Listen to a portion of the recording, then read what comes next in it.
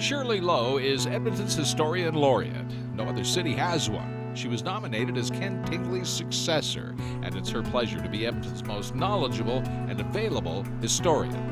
The Historian Laureate actually has a lot of leeway. He or she can make up their work schedule.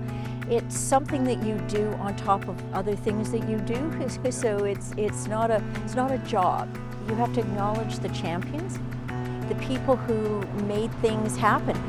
None of this happened just because. It didn't drop out of the sky. There were people who were involved, and for good or bad, you know, we learn lessons both ways from our history. From Hudson Bay Company workers to countless other pioneers and builders, civic protection and restoration of historic places in Edmonton began here in Old Strathcona. When they were doing the revitalization of Old Strathcona, the library was going to be surplused and it was going to be demolished. And people love this building because it's a comfortable building. Shirley, when was that church and this library constructed? Well, this would have been finished. One of our biggest booms was the 1910-12.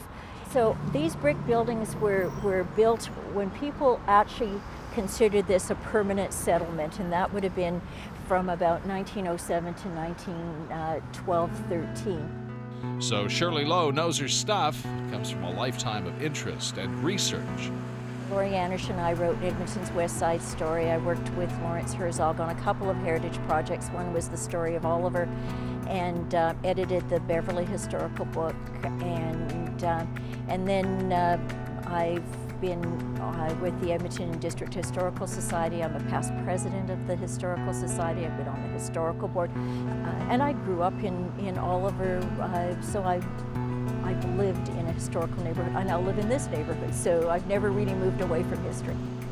I mean, it's not a surprise that Old Strathcona and White Avenue were the gathering places over the last decade for young people. Although they didn't know why they were there, it was a place that attracted people. It still is. It's one of those pedestrian spaces. People like to walk here. Whether they go into anything is irrelevant. They just like to be here. And I think those places are special. We have to learn to keep them. What happened to downtown?